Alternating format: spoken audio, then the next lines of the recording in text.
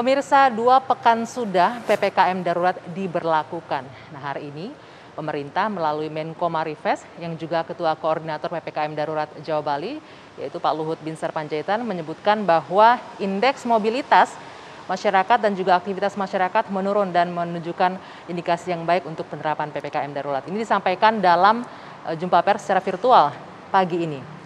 Namun kalau kita lihat di satu sisi angka kasus positif COVID sepanjang harinya terus meningkat, bahkan untuk hari ini mencapai angka 56.000 kasus positif. Dan di kondisi seperti ini pemerintah juga mengklaim akan terus melakukan penambahan rumah sakit, ketersediaan tenaga kesehatan, suplai oksigen serta obat-obatan di tengah masyarakat. Nah, ada hal lain juga yang perlu disoroti sepanjang PPKM ini berlangsung, pemirsa. Di antaranya adalah mereka para pekerja informal yang mulai berteriak untuk bisa bertahan hidup di tengah pemberlakuan PPKM darurat ini.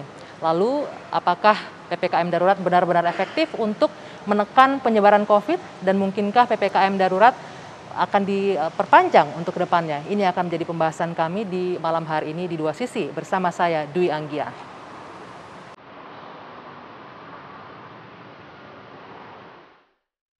Pemberlakuan pembatasan kegiatan masyarakat PPKM Darurat Jawa Bali yang berlangsung sejak 3 Juli 2021 berdampak langsung pada pelaku usaha kecil dan menengah. Jasa servis handphone di Mall PGC Cililitan misalnya, mereka terpaksa turun ke jalan untuk menawarkan jasa servis handphone karena Mall PGC Cililitan ditutup karena kebijakan PPKM Darurat. Hal ini mereka lakukan agar tetap bisa mendapatkan uang untuk makan dan untuk membayar sewa gerai. Sawah Hidayat, tukang bubur asal Tasikmalaya ini harus mengelus dada karena didenda 5 juta rupiah karena melayani pembeli untuk makan di tempat. Ia juga dinilai terbukti melanggar PPKM darurat lantaran berjualan melebihi waktu yang ditentukan. Dalam sidang virtual, hakim menjatuhkan denda 5 juta subsidi 5 hari kurungan kepada Sawah Hidayat. Tak hanya Sawah Hidayat ataupun jasa servis handphone di Mall PGC Cililitan, para pedagang kecil juga merasakan dampak dari PPKM darurat. Lantas, bagaimana nasib para pedagang kecil dan menengah serta pelaku usaha lainnya yang terdampak akibat PPKM darurat? Sedangkan mereka harus terus mengais rezeki untuk mencari sesuap nasi. Nah, tayangan yang baru saja Anda saksikan ini pemirsa hanyalah potret kecil dari begitu banyaknya kondisi masyarakat yang sulit untuk bertahan hidup di tengah pemberlakuan PPKM darurat. Nah, malam hari ini kami akan menghadirkan salah satunya yang sudah hadir bersama saya. Saya akan mengundang langsung Mas Indra Mateo. Selamat malam, Mas Indra. Malam, Mbak. Apa kabar? Sehat. Sehat ya? Ya, sehat. Mas Indra, boleh diceritakan Mas Indra ini sehari-hari aktivitasnya apa nih? Kegiatannya untuk memenuhi kebutuhan hidup sehari-hari? Kalau untuk saat ini kegiatan sehari-hari ya servis ya. Saya karena kerja di bidang saya teknisi. Servis apa? Servis handphone. Servis handphone, Servis handphone ya. Tadi kita juga sudah sempat menyaksikan beberapa servis handphone ini akhirnya turun ke jalan. Anda juga melakukan hal Ya, yang saya sama? salah satunya. Tadinya Anda membuka toko servis di? Tadinya saya di dalam, di mall. Nah, karena pandemi seperti ini mau nggak mau kita turun ke jalan. Karena mallnya ditutup ya, Ya, tidak boleh ditutup, nggak bisa beroperasi ya benar. Oke. Nah, sudah beberapa hari nih PPKM berlangsung, sudah hampir 2 minggu. Bagaimana Anda bisa bertahan, Mas Indra, dengan kondisi ini?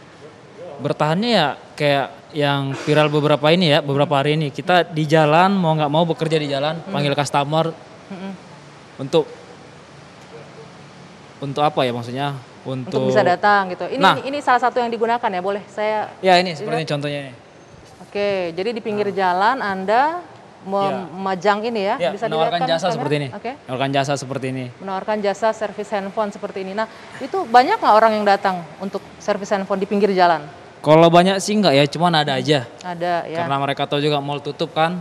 Nah, dan mereka juga tahu kita dari dalam, mereka servis ke kita juga. Gimana caranya untuk bisa servis handphone tapi di pinggir jalan? Kalau untuk keadaan kayak gini kan kita mengerjakan yang sanggupnya aja gitu. Karena kan di luar juga nggak ada listrik. Ya. Jadi yang penyakit-penyakit umum seperti ganti LCD, baterai itu bisa kita kerjakan tanpa alat listrik kayak gitu.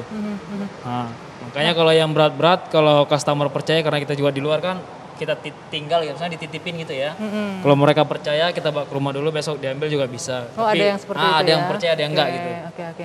Nah Mas Indra, kalau kita lihat tayangan tadi sebelumnya kan ada beberapa yang servis handphone di pinggir jalan masih kena razia juga itu. Anda juga mengalami hal yang sama nggak? Sempat kita alamin itu. Oke. Sempat kita alamin namanya Bagaimana juga. kejadiannya waktu itu? Jadi mungkin pada saat itu ini ya dapat customer, terjadi kerumunan kayak gitu. Oke. Nah mau nggak mau kita dibubarkan saat gitu. Dibubarkan kalau bisa jangan ngumpul lagi. Ya kita harus ngikutin peraturan kayak gitulah. Peraturan dari pemerintah kan. Lagi pula emang itu dilarang. Tapi kan Anda tahu ya kerumunan itu dilarang ya? Oh saya tahu. Tahu. Cuman ya namanya faktor keadaan kayak gini kan mau nggak mau. Oke. Gitu. Kondisi ya yang Iya tuntutan kondisi hidup. kayak gini. Boleh tahu nggak Mas Indra, untuk satu hari misalnya dengan kondisi PPKM darurat ini, berapa uang yang bisa Anda hasilkan dengan servis handphone jasa ini? Kalau hasilnya nggak pasti mbak ya. Yang pasti bagi saya nggak berharap lebih, cuman cukup aja lah untuk menyambung hidup untuk keadaan seperti ini gitu. Contoh kemarin lah ya, misalnya seharian dapat bawa pulang uang berapa? Kayak saya bilang tadi ya nggak nentu ya. Kadang kayak 2 hari yang lewat saya dapat 30.000 atau 29.000 ya. Terus hari berikutnya dapat 90.000. Penting nggak pasti, yang penting ada aja gitu. Itu bisa untuk bertahan hidup hari ke hari ya?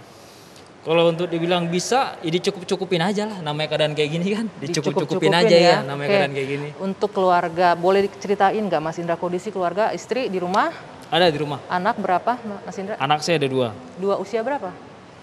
Saya usia nggak tahu pasti, yang pasti yang satu kurang lebih 1 tahun, yang satu lagi kurang lebih 2 tahun. Oh masih balita ya Iya. dua-dua. Ini kebutuhan untuk anak balita 2 orang bisa Anda bayangkan bisa cukup besar ya pastinya ya. Ya, Mulai dari kebutuhan susunya, susu, popok popoknya, ya. Pasti dan sama lain-lain. kayak bayi-bayi yang lain pasti sama ya. Di rumah menempati sendiri atau kontrak? Saya kontrak mbak. Kontrak. Kontrak ya, saya kontrak. Berapa Mas Indra biaya yang dibutuhkan untuk kontrak sebulan? Kalau saya ngontrak itu 1 juta ya. 1 juta per bulannya. Itu di luar listrik sama air gitu. Oke. Iya. Kebutuhan biaya untuk operasional sehari lah, mulai dari kontrakan sebulan, listrik, air itu berapa biasanya itu? Untuk sehari-harinya? Ditotalin lah sebulan, bayar kontrakan 1 juta, susu anak misalnya, bayar listrik, bayar air itu biasanya berapa? Ini untuk pengeluaran saat pandemi ini atau sehari-hari kayak biasa? Pengeluarannya seperti biasa lah, normal, Ada kali ya, hampir 5 juta ada. hampir 5 juta. 5 juta sebulan ada. Kali karena ada anak kecil kan itu pasti Iya, berat. Iya. Ah. Tapi dengan, saya memikirkan, saya membayangkan gitu, dengan uang misalnya tadi Anda bilang 30.000 atau ada 90.000 sehari, sebulan itu bisa mencukupi semua kebutuhan biaya pengeluaran nggak? Kalau dibilang cukup, jujur ya nggak cukup. Pasti nggak cukup. Cuman karena keadaan kayak gini ya kita cukup-cukupin apa yang harus kita kurangin. Yang tadinya susu bisa kita kasih ke anak sekian-sekian hari, cuman ya kita kurangin dulu lah. Namanya keadaan kayak gini kan kita harus pinter-pinter lah ngatur kayak gitu. Kayak Pampers yang biasanya seminggu, atau seminggu lah ya, atau seminggu 2 kali kita usahain.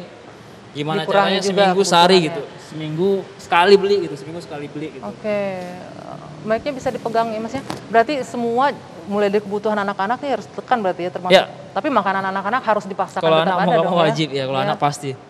Kebutuhan. Kalau yang satu kan masih ASI ya, Iya. masih kebantu banget. Cuman yang satu udah mulai makan nasi gitu. Nah untuk kios bayar biaya sewanya tetap jalan nggak? Yang walaupun tutup kondisi sekarang. Kalau untuk saat ini kita nggak bayar ya, karena emang nggak ada hasil income dari mana gitu kan. Karena Pemilik kiosnya bisa mengerti iya, kondisi ini ya. saling paham lah gitu. Aha.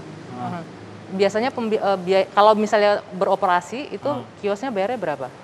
Kalau saya kayak saya ini kan hanya jaga ya, saya kepercayaan toko doang. Jadi saya setoran ya, 40-60. Sistem bagi hasil Ya, ya. bagi hasil 60-40 gitu ya. Nah, ini kan pandemi sudah hampir 2 tahun Mas Indra ya. Kalau dibandingkan nih dengan tahun kedua ini, dibandingkan dengan tahun lalu di awal-awal pandemi, kita tahu sama-sama kondisinya nggak baik ya. Tapi Iya. mana yang agak lebih mendingan bagi Anda, kondisi di awal atau sekarang ini dengan penerapan PPKM darurat saat ini? Kalau saya jujur, ini yang paling berat ya, yang paling rumit dari tahun lalu. Paling berat, paling ketat. Kenapa paling beratnya? Karena yang sama-sama kita ketahuin lah ya, ini benar-benar banyak korban yang berjatuhan. Makanya saya bilang ini yang paling ketat, benar-benar. Apalagi yang tahun lalu kan kalau nggak salah saya peraturan dari Pemprov ya. Ya sekarang kan peraturan dari Presiden. Pemerintah pusat ya. Jadi benar-benar ketat. Tapi kan setiap misalnya pada saat PSBB itu kan ada bansos, di PPKM darurat kan juga ada bansos. Anda Iya. terima nggak? Teman-teman yang lain juga terima nggak? Nah ini yang disampaikan teman-teman tadi ya.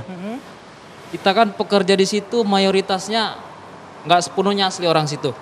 Oke. Nah, kita 80% hanya pendatang. Mm-mm. Nah, makanya kita apa yang kita dapat. Tidak punya KTP Jakarta ya? Nah, enggak semua kita punya KTP Oke. DKI Jakarta, enggak semua. Makanya ada yang sebagian dapat, ada yang enggak sama sekali. Oke. Nah, gitu. Kalau Anda sendiri? Punya Alhamdulillah KTP? tahun lalu saya dapat. Oke. Tahun lalu saya dapat. Tapi Karena untuk saya- yang PPKM darurat 3 Juli sampai 20 Juli ini sudah terima kayaknya atau belum? belum Belum terima ya? mungkin belum apa ya, belum sampai atau pokoknya belum saya dapat ya. Nah, untuk yang sebelumnya kan sempat dapat Anda bilang. Iya, ha. Dengan bantuan yang diberikan pemerintah ini bagaimana? Cukup membantu untuk kebutuhan sehari-hari, pemenuhan kebutuhan atau Yang gimana? tahun lalu Ya. Yang sudah sempat diterima kan sempat terima bansos tadi katanya untuk sebelumnya. nah, kalau ini saya bilang gimana ya? Kalau jujur ya, Mm-mm. itu sangat membantu. Sangat membantu membantu meringankan keadaan. Cuman kalau untuk ditelaah ya nggak cukup. Cuman saya tetap bersyukur. Kalau bicara cukup nggak cukupnya pasti itu susah dijelaskan ya, bilang susah, nggak tapi cukup. saya tetap bersyukur karena masih banyak orang yang nggak dapat kayak gitu. Makanya tetap saya bersyukur udah. Makanya walaupun saat itu saya dapat bansos, ya saya tetap turun ke jalan juga, tetap kerja kayak biasanya. Gitu. Nah sekarang ini tadi Anda bilang kan sempat juga mengalami kena razia di pinggir jalan saat Iya. sedang melayani ini. Hah. Kemudian setelah itu tetap berani buka lagi di pinggir jalan. Jadi sebenarnya gimana ya? Kita yang kita kerjakan ini, yang kita lakuin di lapangan itu bukan kriminal menurut saya. Kita hanya cari nafkah.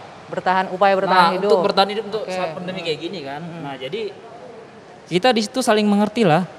Kalau sebelumnya emang kita dibubarin karena kumpul, nah biar nggak terjadi kayak gitu lagi, biar nggak dibubarin, nggak ditegur. Sebisa mungkin kita sekiranya ada kerjaan, kita minta usernya. Misalnya Mbak ini ya. Saya nih mau servis Nah, saya handphone panggil nih. Mm. Mbak datang. Nah, ketika nyampe gini saya bawa ke stand. Saya ngomong, "Mohon maaf Mbak ya, Mbak nunggu agak jauh dikit biar nggak kelihatan kumpul-kumpul banget." Gitu. Biasanya nih customer mau mengerti ya begini. Sebagian ada yang mengerti, sebagian enggak. Cuman kita nggak memaksakan ya. Ya, Dia ya. mengerti syukur, nggak mengerti juga nggak apa-apa. Gitu. Berarti misalnya kalau diizinkan untuk tetap berbuka toko walaupun di pinggir jalan, Anda tetap mau dan mau menjaga protokol kesehatan gitu ya? Ya pasti mau semua. Oke. Ini saya letakkan dulu Iya, ya. ya silakan. Pasti mau sih juga kayak gitu. Oke, nah kita akan coba nih menyampaikan suara Anda dan teman-teman Anda ini ke pemerintah. Nanti kami akan mengajak Anda untuk bergabung juga di dalam untuk berbincang langsung Iya. dengan perwakilan dari Menkomarifes yang juga merupakan koordinator pelaksanaan PPKM darurat ini. Pemirsa, dua sisi masih akan kami lanjutkan usai jeda sesaat lagi.